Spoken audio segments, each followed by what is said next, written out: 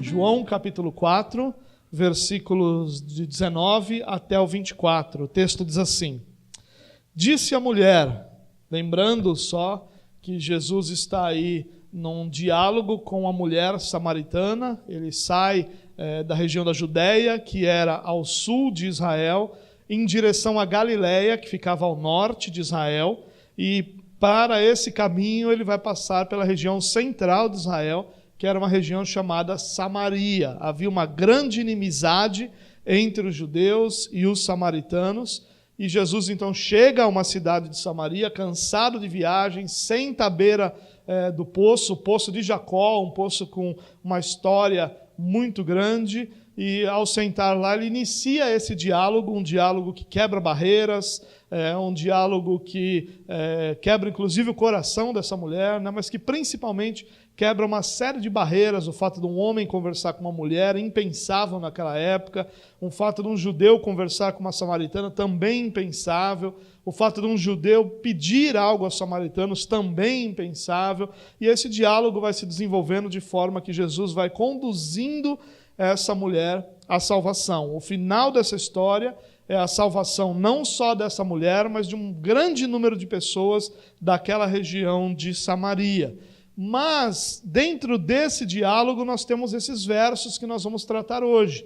O verso 19 a 24, onde nós vamos tratar apenas de uma parte desse diálogo, onde o tema central dessa parte do diálogo vai ser a adoração. Então, esse texto começa com a mulher falando com Jesus no meio desse diálogo que está acontecendo. Então, voltando lá, versículo 19, disse a mulher: Senhor, vejo que é profeta. Nossos antepassados adoraram neste monte, mas vocês, judeus, dizem que Jerusalém é o lugar onde se deve adorar. Verso 21 diz: Jesus declarou: Creia em mim, mulher, está próxima a hora em que vocês não adorarão o Pai, nem neste monte, nem em Jerusalém.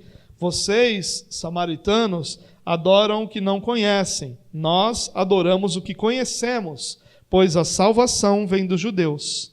No entanto, está chegando a hora, e de fato já chegou, em que os verdadeiros adoradores adorarão o Pai em espírito e em verdade. São estes os adoradores que o Pai procura. Deus é espírito, e é necessário que os seus adoradores o adorem em espírito e em verdade. Esse trecho do diálogo começa quando Jesus confronta o pecado da mulher. Jesus diz a essa mulher: olha, vai, chame seu marido e volte.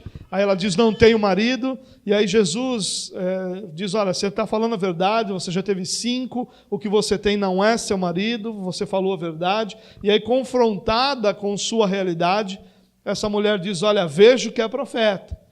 E aí a nossa tentação é olhar sempre pelo lado negativo, né? Então a nossa percepção, ou a nossa tentação é olhar, perceber que essa mulher está desviando o foco do assunto. Ela está sendo confrontada e desviando o foco. E, na verdade, grande parte das conversas que nós temos ou que travamos onde há confronto de pecado, há sempre uma tentativa de desviar o assunto, de mudar o assunto. E essa é a nossa tentação, de olhar para essa mulher como tentando mudar de assunto, né? É sempre mais fácil discutir teologia do que lidar com o nosso pecado. Tanto que grande parte das discussões são teológicas. Poucas vezes a gente discute sobre os nossos pecados. Mas nós podemos enxergar de outra forma. Essa expressão que essa mulher diz, Senhor, vejo que és profeta, é uma expressão muito forte para um samaritano dizer. Por quê? Porque o samaritano, ele era um povo de origem judaica, mas que grande parte desse povo havia se casado com pessoas de outros povos. Quando aconteceu o cativeiro da Assíria, quando o povo daquela região é levado cativo para a Síria, era comum que povos de outros lugares viessem para habitar naquele lugar. E aí, então, alguns ficaram, só eram levados aqueles cujas habilidades e posses interessavam para quem estava conquistando, e o povo comum ficava. E vieram outras pessoas, e aí casamentos, filhos nascem. Então os samaritanos eram um povo etnicamente misturado, não era judeu puro etnicamente, né? Mas era um povo que mantinha grande parte das tradições judaicas. Porém, os samaritanos se limitavam a crer como texto sagrado nos 5 primeiros livros da Bíblia. E ao crer nos 5 primeiros livros da Bíblia, eles limitaram muito da teologia deles, já que grande parte da teologia vai se desenvolvendo ao longo do Antigo Testamento. Nós temos muita coisa definida ali no Pentateuco, nos 5 primeiros livros, mas grande parte é desenvolvida ao longo de todo o Antigo Testamento. E uma das questões que o Pentateuco limitava era que em Deuteronômio nós vamos encontrar um texto que diz que nunca mais se levantou em Israel um profeta como Moisés. O que isso significa? Significa que, para os samaritanos, significa que não tem outro profeta como Moisés até que viesse o Messias. Então, essa mulher reconhecer Jesus como um profeta não é necessariamente o reconhecimento dele como Messias, mas é um reconhecimento muito importante, porque os samaritanos não reconheciam qualquer um como profeta, não reconheciam nenhum profeta depois de Moisés, na verdade. Então, reconhecer Jesus como profeta é um reconhecimento de que havia ali nele uma inspiração, que havia ali naquele homem, no caso Jesus, alguma coisa que mostrou a ela que Deus estava com ela. Não é um reconhecimento de Jesus como Salvador, nem como Messias. Assim como Nicodemos, quando chega diante de Jesus, no capítulo 3 de João, ele diz: Senhor, eu sei que tu és mestre vindo da parte de Deus, porque ninguém faz os sinais que o Senhor está fazendo se Deus não estiver com ele. O que Nicodemos está reconhecendo? Que tem algo de Deus em Jesus, mas não é um reconhecimento de Jesus como Salvador ou como Messias. A mulher é a mesma coisa, ela está dizendo: Senhor, eu vejo que tem algo em ti. E ela usa uma expressão forte: eu vejo que tu é profeta.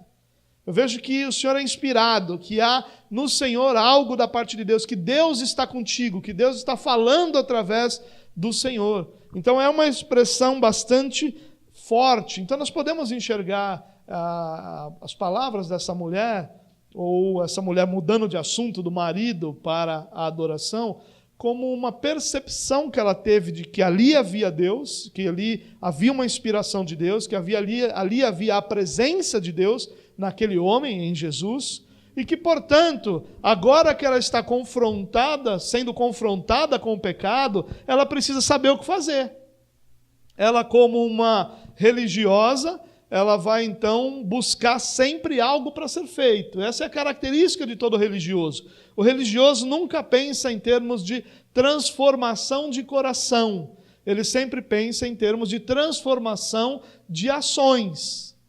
E nós vamos encontrar ao longo das Escrituras uma percepção diferente, que é o nosso coração que precisa mudar para que as nossas ações mudem em conjunto. Não só uma transformação de atitude ou de postura, sem que haja uma transformação primeiro no coração. E essa mulher está pensando isso. Bom, agora que eu fui confrontada com o meu pecado, agora que eu sei que o meu pecado está sendo confrontado, eu preciso fazer alguma coisa.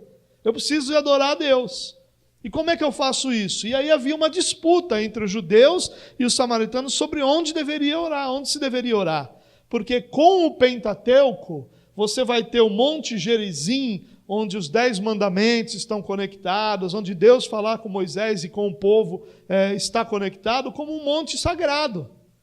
Só depois, no restante do Antigo Testamento, que nós vamos encontrar Jerusalém como local que Deus escolheu para a sua habitação entre o seu povo. Então, os samaritanos adoravam em Gerizim, nesse monte Gerizim, onde um templo havia sido construído, e nesse momento aqui já havia sido destruído também, e os judeus adoravam em Jerusalém. E havia uma discussão teológica. É aqui ou é lá? É aqui ou é lá? E aí a mulher vai dizer o que para Jesus? Olha, os nossos antepassados adoraram neste monte, mas vocês, judeus, dizem que Jerusalém é o lugar onde se deve adorar. Ela faz uma afirmação em tom de questionamento, querendo saber sobre onde ela deve ir para adorar, como é que ela deve adorar, o que ela tem que fazer.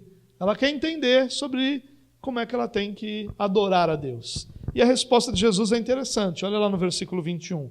Jesus declarou: creia em mim, mulher, está próxima a hora em que vocês não adorarão o Pai, nem neste monte, nem em Jerusalém. Vocês, samaritanos, adoram o que não conhecem. Nós adoramos o que conhecemos, pois a salvação vem dos judeus. No entanto, está chegando a hora, e de fato já chegou, em que os verdadeiros adoradores adorarão o Pai em espírito e em verdade. São esses os adoradores que o Pai procura. Deus é espírito e é necessário que os seus adoradores o adorem em espírito e em verdade. Essa resposta de Jesus é um ensino sobre adoração. Essa resposta de Jesus é a base, o fundamento daquilo que nós devemos entender como adoração. Não dá para a gente falar sobre adoração sem lidar com esse texto. Aqui a gente vai ter os fundamentos daquilo que é adoração, daquilo que deve ser a nossa prática e o nosso entendimento sobre oração. E esse é um tema que, apesar de muito popular, é muito mal compreendido. Para a maioria das pessoas, parece que há um consenso comum, né, de que se emocionar durante o período de louvor ou de música na igreja é sinônimo de adorar a Deus. Há uma espécie de consenso de que música e emoção são retratos da adoração.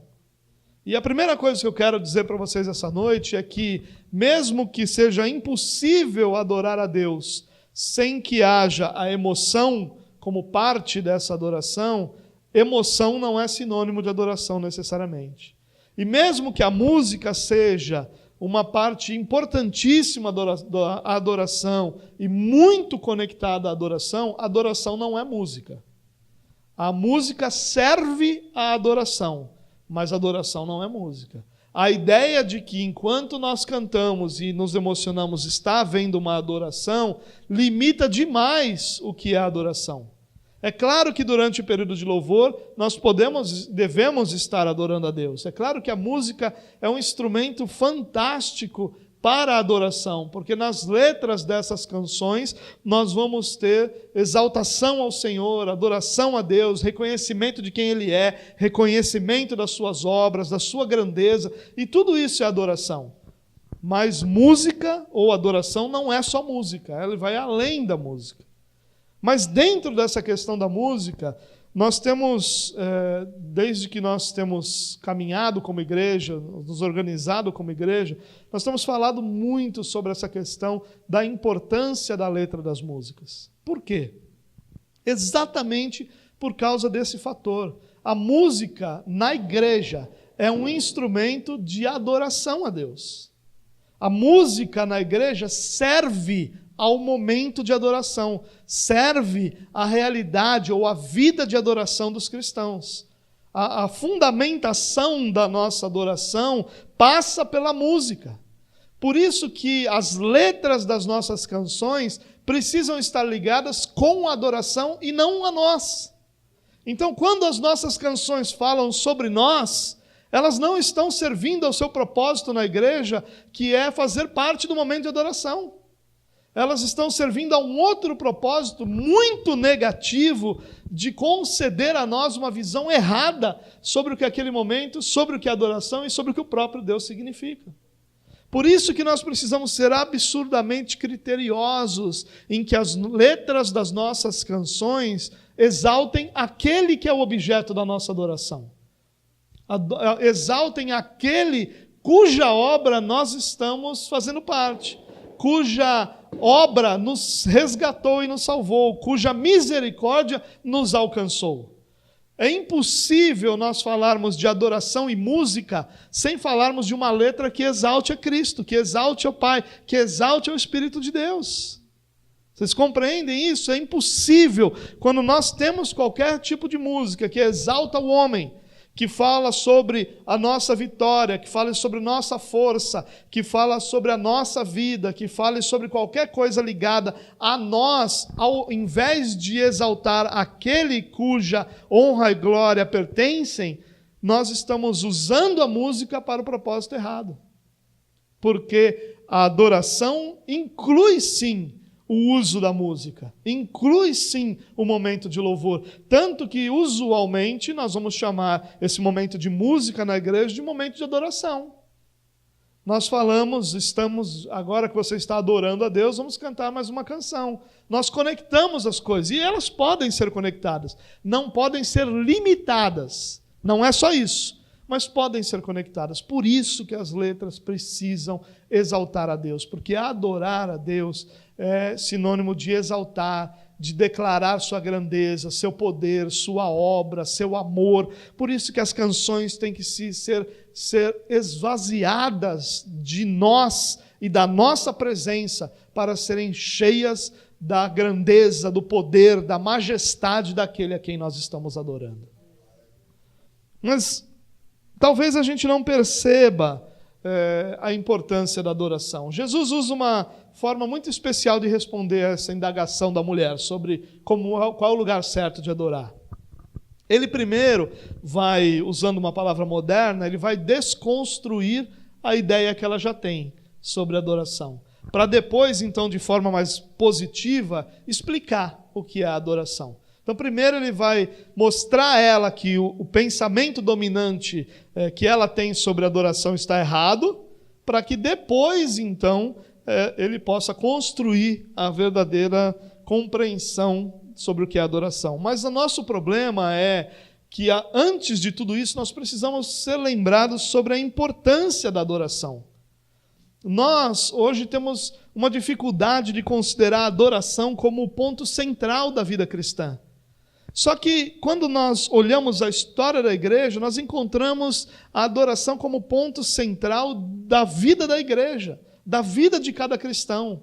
Por exemplo, quando João Calvino escreve o seu comentário dos Salmos, ele escreveu o comentário de cada um dos 150 Salmos, ele vai comentar o Salmo 52, o verso 8, e aí no seu comentário ele vai dizer o seguinte, que nós devemos considerar o grande objetivo de nossa existência encontrar-se arrolado entre os adoradores de Deus. Então Calvino vai dizer o seguinte, que a gente deve ter como grande objetivo da nossa vida sermos contados entre os adoradores de Deus. Esse é o nosso objetivo. Sermos identificados, contados dentro daquele grupo que é dos adoradores de Deus. Nós, quando olhamos, por exemplo, Paulo escrevendo aos cristãos da cidade de Éfeso, no primeiro capítulo, versículos 5 e 6, ele vai dizer o seguinte, escute isso: em amor nos predestinou para sermos adotados como filhos por meio de Jesus Cristo, conforme o bom propósito da sua vontade, para o louvor da sua gloriosa graça, a qual nos deu gratuitamente no amado. Nós somos adotados para que nós pudéssemos ser para o louvor da sua graça, para que a nossa vida pudesse louvar a sua graça. Isso é adoração. Ainda no capítulo 1, nos versículos 11 e 12, ele vai dizer o seguinte: nele, em Cristo, também fomos escolhidos, tendo sido predestinados conforme o plano daquele que faz todas as coisas segundo o propósito da sua vontade, a fim de que nós, os que primeiro esperamos em Cristo, sejamos para louvor da sua glória. Para isso nós somos predestinados, para que nós pudéssemos ser para louvor da glória do Senhor. É isso que Paulo está ensinando aos cristãos de Éfeso.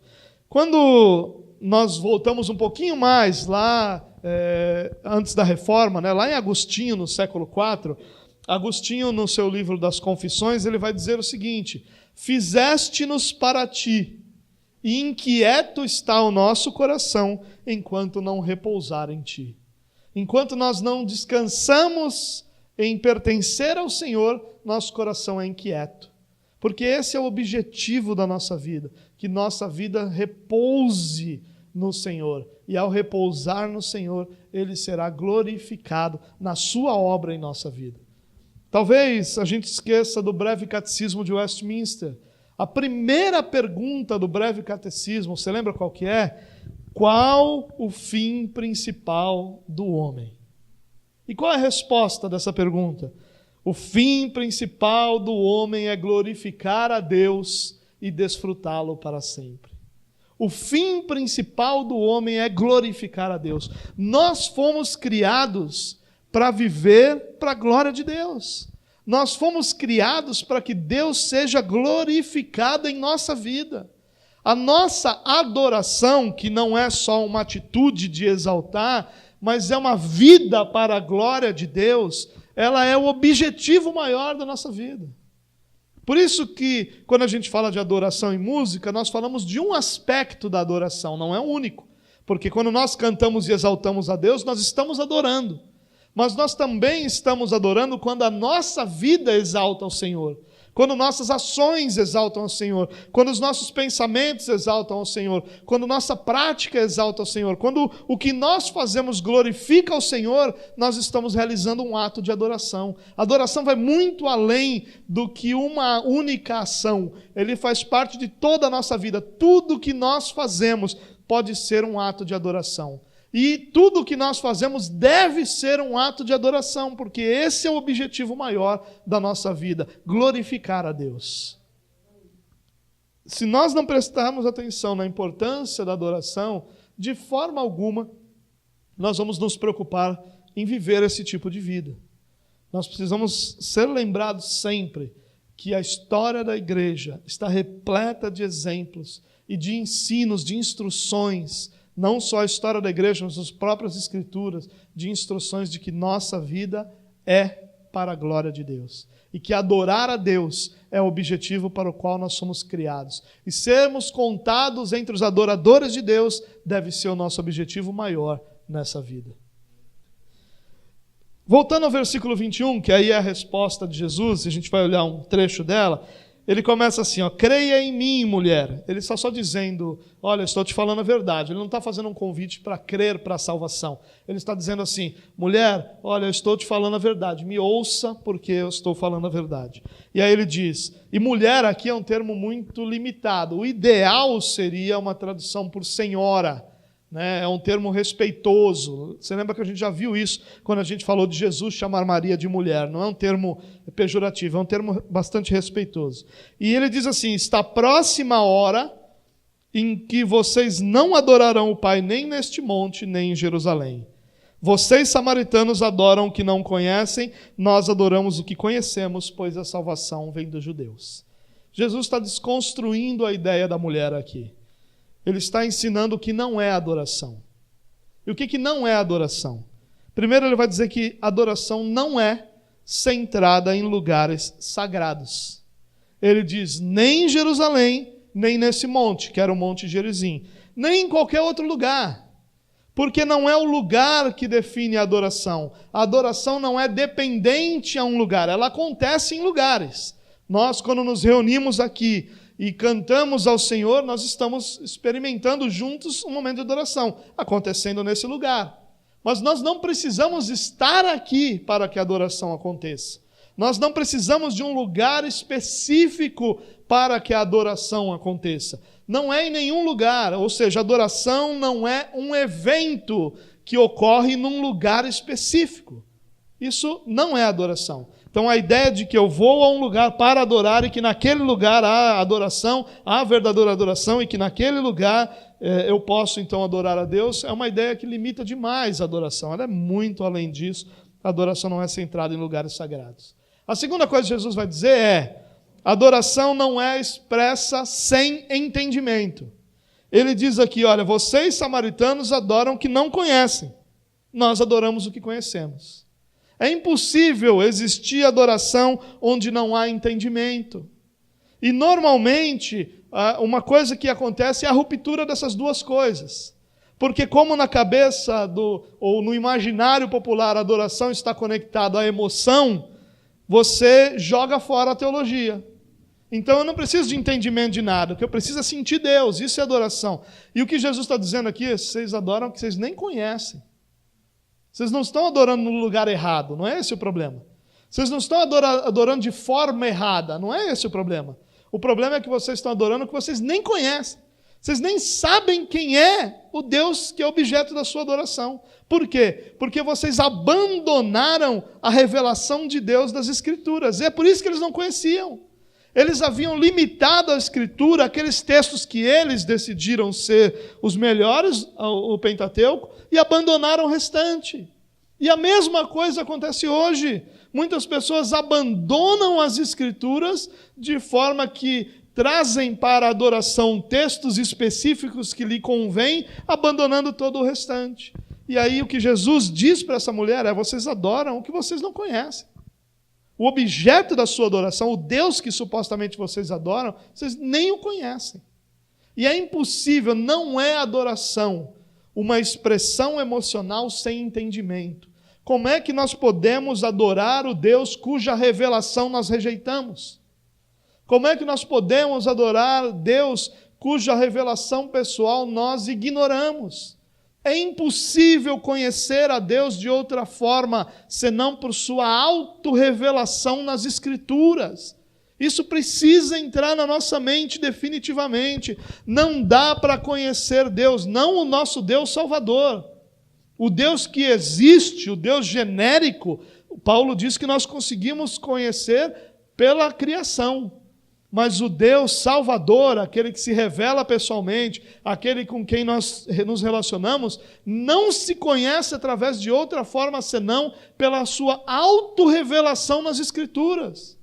Deus, está tão acima, Ele é tão superior a qualquer realidade humana, que se Ele não se autorrevelasse, nós seríamos incapazes de conhecê-lo. E como é que nós podemos falar de adoração, que é, em outras palavras, sinônimo de uma vida de exaltação a Deus, se nós não nos dedicamos a conhecer esse Deus que se autorrevelou? Como é que nós sabemos como adorá-lo? Como é que nós sabemos como cultuá-lo, se nós ignoramos a sua palavra quando Ele nos instrui sobre essas coisas? É por isso que Deus vai dizer ao seu povo: olha, as suas festas, suas reuniões solenes, suas luas novas, os cultos da virada da lua nova, isso é abominação para mim. Porque vocês estão fazendo aquilo que vocês acham que tem que fazer, ignorando completamente o que eu pedi para ser feito. Quando você vai, por exemplo, no livro de Malaquias, no livro do profeta Malaquias, você vai encontrar Deus dizendo para o povo, em resumo, né? Você vai encontrar Deus dizendo para o povo o seguinte: olha, o culto de vocês para mim não serve, porque ele tem o nome de culto ao Senhor, mas ele nada mais é do que um culto a vocês mesmos. Porque ao invés de cultuar da forma como eu instruí, vocês criaram uma forma de cultuarem que é completamente oposta àquilo que eu quero para o meu culto. Ou seja, é impossível falar de adoração sem que nós falemos da autorrevelação nas Escrituras. É impossível adorarmos a Deus de forma verdadeira sem que nós tenhamos o conhecimento de quem Deus é. E esse conhecimento só pode ser alcançado pela autorrevelação das Escrituras. Em último lugar, a adoração não é uma realidade à parte da história. Ela não é uma expressão, ela não é vivenciada à parte da história. A adoração não é algo que é definido nesse momento. Aqui eu me emocionei, estou cantando uma canção, aqui eu adoro a Deus. Não. A adoração, ela sempre traz uma bagagem. O adorador tem uma bagagem, e a bagagem é a história de Deus na sua relação com a humanidade. É impossível, nós não podemos reduzir a adoração ao momento que nós vivemos. A parte da história de salvação, toda adoração traz consigo a bagagem dos feitos de Deus na história. E o povo judeu, que é um povo que na sua adoração é um grande exemplo para todos nós, e nós usufruímos tanto dos livros dos Salmos, né, como expressão da adoração, eles sempre conectam a adoração à história, ao que Deus tinha feito. Eu separei alguns trechos para compartilhar com vocês, só para você ser despertado em como é impossível adorar sem que haja uma conexão com a história. Quando Jesus diz a salvação vem dos judeus, ele diz que há uma história por trás da salvação. Há uma história por trás daquilo que Deus fez. E a adoração vai trazer essa bagagem. Nós vamos adorá-lo não só pelo momento que nós vivemos. E é por isso que nós encontramos muitas pessoas cuja adoração é dependente da situação que vivem. É dependente do momento que estão experimentando. Então, quando eles estão num bom momento, eles são adoradores fabulosos, levantam as mãos, choram, pulam, cantam. Mas quando estão num momento de dificuldade, eles se fecham para a adoração. Porque eles não trazem a bagagem da história, a bagagem daquilo que Deus já fez, a bagagem daquilo que Deus já realizou, a bagagem daquilo que o próprio Deus é. Eles dependem do momento para essa adoração. Salmo 150, versículo 2 diz assim: louvem-no pelos seus feitos poderosos, louvem-no segundo a imensidão da sua grandeza. É história. O salmista está dizendo, louvem-no pela história que ele já viveu com o seu povo. Salmo 22, versículos 30 e 31 diz assim: a posteridade o servirá, gerações futuras ouvirão falar do Senhor, e um povo que ainda não nasceu proclamarão seus feitos de justiça, pois ele agiu poderosamente. É um convite à adoração, falando de uma adoração de uma geração que ainda virá e que será baseado no quê? No que Deus fez, na obra de Deus, na ação de Deus. Salmo 107, versículo 31 diz assim: que eles deem graças ao Senhor por seu amor leal e por suas maravilhas em favor dos homens. Louvem ao Senhor pelo que Deus já fez na sua vida. É isso que o salmista está dizendo aqui. Salmo 146, os versículos 5 e 6. Como é feliz aquele cujo auxílio é o Deus de Jacó, cuja esperança está no Senhor, no seu Deus que fez os céus e a terra, o mar e tudo que neles há, e que mantém sua fidelidade para sempre. É um convite à adoração por tudo que Deus fez, desde a sua criação até a sua fidelidade. 1 Crônicas, primeiro livro das Crônicas, capítulo 16, versículos 8 e 9. Deem graças ao Senhor, clamem pelo seu nome, divulguem entre as nações o que ele tem feito. Cantem para ele, louvem-no, contem todos os seus atos maravilhosos. Não tem adoração sem história. Não tem adoração sem o que Deus já fez na sua vida. Não existe adoração sem olhar para trás. Uma adoração que só olha para frente é uma adoração incompleta, limitada. Toda adoração precisa olhar para trás. Precisa olhar para o que Deus já fez, pelas maravilhas que Ele já realizou. Salmo 103, talvez um dos grandes salmos que falem sobre isso. Só os 2 primeiros versos. Bendiga o Senhor, ó minha alma. Bendiga o Senhor, todo o meu ser. Bendiga ao Senhor a minha alma. Não esqueça de nenhuma de suas bênçãos. Não esqueça. Bendiga ao Senhor, porque tudo o que Ele já fez é mais do que suficiente para que nós possamos adorá-lo. Então ele desconstrói, porque a ideia da mulher era uma ideia de uma adoração realizada no lugar, uma ideia de uma adoração centrada na emoção e a ideia de uma adoração centrada no momento. E ele diz que nada disso é adoração. Se você centrar a sua adoração no momento, ela é fraca, porque o seu momento pode não ser dos melhores. Se você centrar a sua adoração na emoção, você não vai ter uma adoração que depende de quem Deus é, da sua autorrevelação, do que Ele revelou ser como nosso Deus. E se você tem uma adoração que não é centrada no coração, mas centrada sim em lugares sagrados, você também tem uma adoração que está centrada na coisa errada. E aí depois ele vai construir a ideia. No versículo 23 ele diz: no entanto, está chegando a hora, e de fato já chegou, em que os verdadeiros adoradores adorarão o Pai em espírito e em verdade. São estes os adoradores que o Pai procura. Deus é espírito e é necessário que todos os seus adoradores o adorem em espírito e em verdade. Nessa frase, nesse parágrafo, nós vamos encontrar 2 versos, Jesus nos ensinando muito sobre adoração. Talvez esse texto seja absurdamente explorado nos momentos de adoração. E a gente fala de verdadeiros adoradores, nós falamos de um adorador que Deus procura, né? E aí, um dia desses eu ouvi uma pessoa dizendo: olha, o pecador Deus chama, o missionário Deus envia, mas o adorador Deus procura. É até uma frase de efeito, bonita, mas tola. Porque ele não está procurando no sentido de que ele não consegue encontrar, no sentido de que ele precisa procurar aquilo. Então, a gente acaba transformando essas expressões em expressões midiáticas, né? A gente faz sensacionalismo em cima dessas expressões e a gente não entende o que o texto realmente diz. Vamos dar uma olhadinha nele.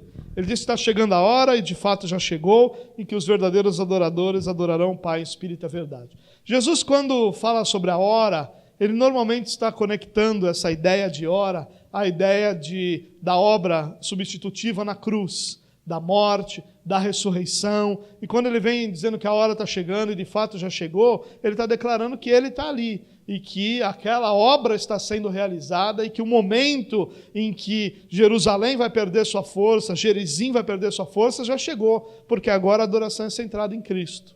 E ele diz: os verdadeiros adoradores adorarão o Pai em espírito e em verdade. A ideia de verdadeiros adoradores aqui não é um contraste com um falso adorador. Porque ou é adorador ou não é. É só dizer que não é adorador, que você sabe que não é adorador. Então a ideia do verdadeiro não é um contraste com o falso, é a ideia do contraste com aquele cuja adoração está baseada em realidades religiosas, lugares, ritos, situações, e não no coração. Quando ele fala de verdadeiro adorador, ele está falando, é aquele que adora a Deus em seu coração. É aquele que adora a Deus através da sua vida, não através do lugar. Não no lugar que ele vai, a adoração acontece. Mas porque ele está lá, a adoração acontece. Então a ideia do verdadeiro adorador é um contraste com aquele adorador que é religioso, que vai basear o seu, e podemos dizer isso para nós, o seu cristianismo em rituais religiosos, em lugares religiosos, em obediência religiosa, ao invés de expressão da adoração através da sua vida. Mas ele diz em espírito e em verdade, e essa frase há uma grande gama de entendimentos sobre o que isso significa.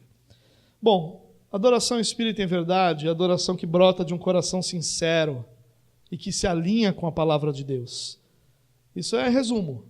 É uma adoração que brota de um coração sincero e que se alinha com a palavra de Deus. Mas a gente pode ir além. Adorar a Deus em verdade significa adorar a Deus através de Cristo. Entenda isso. A verdade aqui não é contraste de mentira. Eu adoro a Deus em verdade ou eu adoro a Deus em mentira. Não, você não pode adorar a Deus em mentira. Toda adoração a Deus precisa ser verdadeira. Então a ideia aqui não é que ela precisa ser uma adoração verdadeira. Porque já tem verdadeiro adorador, já tem verdade, é muito verdadeiro aqui. A ideia não é essa. Quem é a verdade? Quem declarou em João 14, eu sou o caminho, a verdade e a vida? Jesus Cristo. Quando ele mesmo está dizendo aqui, os verdadeiros adoradores adoram em espírito e em verdade, ele está dizendo, os verdadeiros adoradores não são os que adoram nesse lugar, não são os que cumprem rituais, mas são aqueles que adoram a Deus através de Cristo. Aqueles que adoram a Deus através daquele que é a verdade. Não há adoração se Cristo não é o caminho para ela. Não há adoração se a expressão da nossa adoração não passa por Cristo. Não há adoração se Cristo não é a essência, a base daquilo que é a nossa adoração. Seja numa música, seja numa expressão de louvor, seja na nossa vida, é através de Cristo.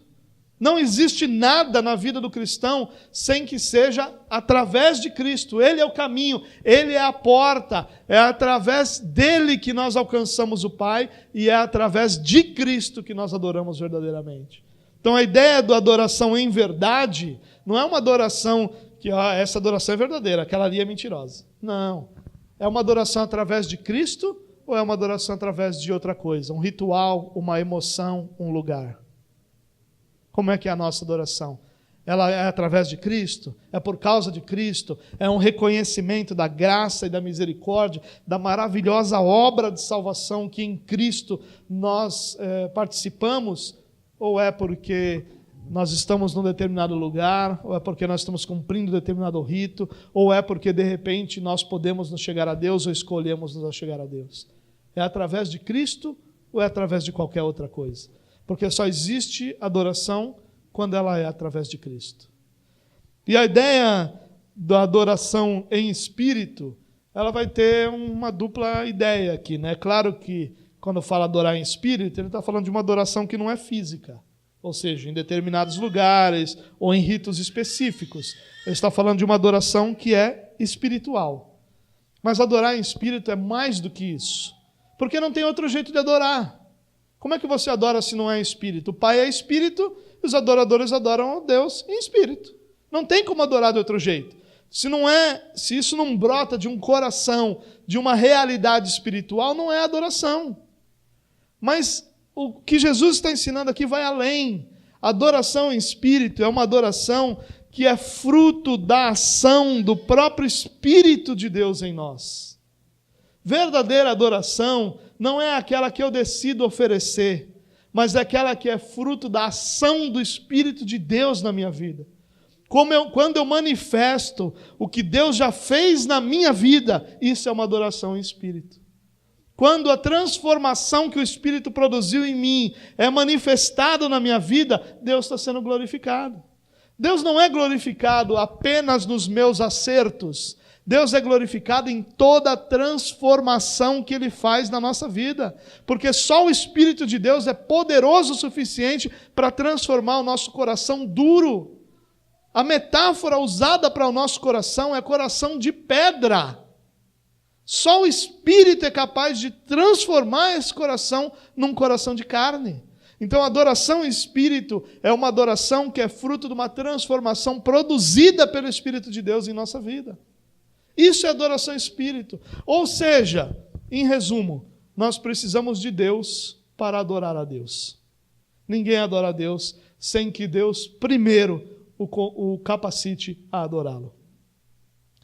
Nós adoramos ao Pai por uma ação do Espírito de Deus e através de Cristo. Olha como a adoração é um ato de exaltação e reconhecimento da Trindade. É um ato de reconhecimento da grandeza, do poder, da ação de Deus sobre a nossa vida. Nós somos, pelo Espírito de Deus, capacitados a exaltar o Pai. E fazemos isso através da obra de Cristo, que é a obra que restaura esse relacionamento, que rasga o véu, que permite que nós, mais uma vez, estejamos diante de Deus, apesar da nossa natureza pecaminosa.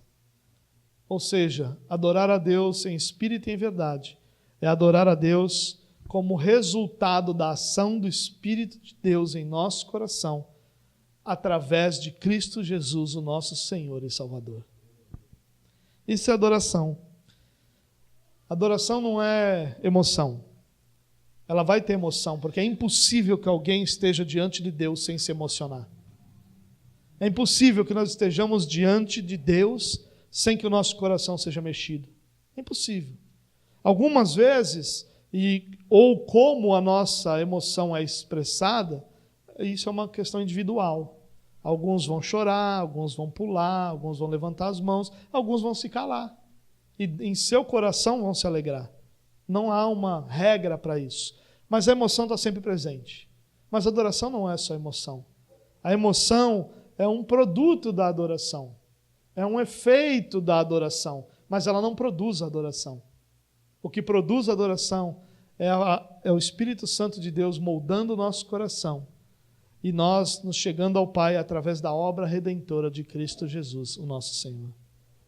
Verdadeira adoração, ou verdadeiro adorador, é aquele que primeiro reconhece sua incapacidade de adorar a Deus por si só, e sabe que só pode chegar a Deus porque foi vivificado pelo próprio Espírito de Deus e levado ao Pai por Jesus Cristo. A adoração é uma ação de Deus em nós, não uma escolha nossa. A adoração, ela se torna não algo que eu quero fazer, mas algo que eu preciso fazer por tudo que Deus já fez na minha vida. Quando os meus olhos são abertos com relação ao que Deus fez, a quem Deus é, a grandeza da sua misericórdia sobre a minha vida, tudo o que me resta como resposta é adoração. E aqui a gente aprende uma outra coisa, irmãos. A adoração é sempre uma resposta ao que Deus já fez. Por isso que ela está carregada de história. Por isso que ela não pode depender só daquele momento. Porque a adoração é sempre uma resposta do cristão àquilo que Deus já fez, a obra que Ele já realizou em nós, a grandeza que Ele já manifestou sobre a nossa vida. Então, o verdadeiro adorador é aquele que responde à graça de Deus sobre a sua vida, de forma a exaltar a Deus com suas palavras, com sua canção, com suas atitudes, com o seu pensamento, com sua energia, com os seus recursos, com a sua vida. Adorador é alguém que responde ao que Deus fez em sua vida, retribuindo a Ele a sua própria. Você viu que a adoração é muito mais do que cantar uma música, né? Enquanto a adoração era cantar uma música, estava mais fácil. Agora que a adoração vai além de cantar uma música, é um pouco mais difícil. Porque agora a nossa adoração é uma resposta a Deus, ao que Ele fez e a quem Ele é sobre a nossa vida. Eu queria terminar dizendo o seguinte, que quando a Bíblia diz que Deus procura adoradores, Deus não está suprindo uma falta que Ele tem. Deus não está suprindo uma necessidade. Quando diz que Deus procura, o que João está dizendo aqui é que com essas pessoas Deus se aproxima. Dessas pessoas Deus está mais perto. Com essas pessoas Deus se relaciona. Adoração, Deus procurar adoradores, não está ligado a suprir uma necessidade. Deus procurar adoradores está ligado a relacionar-se, a estar próximo. Achegai-vos a Deus e Ele se achegará a vós. Aproximai-vos e Ele vai se aproximar. Essa é a ideia. O adorador, aquele cuja vida é voltada para a exaltação do Senhor, é aquele tipo de pessoa de quem Deus se aproxima e com quem Deus se relaciona. Então Deus procura adoradores porque são os únicos que podem se relacionar com Ele. Porque são os únicos cuja vida está próxima dEle. Porque ela já foi moldada pelo Espírito de Deus e ela é justificada por Cristo Jesus. Por isso há um acesso. Deus procura aqueles que têm acesso a Ele para se relacionar com Ele. De novo, não para satisfazer uma necessidade, não para cumprir uma carência ou uma falta, mas para abençoar. Nós não podemos esquecer, por exemplo, de quando as Escrituras dizem que os olhos do Senhor estão sobre toda a terra, procurando o quê? Aqueles cujo coração é totalmente dele. Esses Deus procura. Os olhos do Senhor estão sobre a terra, procurando aqueles cujo coração é dedicado ao Senhor. E com esses Deus se relaciona. E esse é o nosso alvo. Esse é o nosso objetivo. Essa é a verdadeira adoração. E esse é o verdadeiro adorador que nós devemos querer ser e viver para ser, para que Deus seja glorificado na vida de cada um de nós.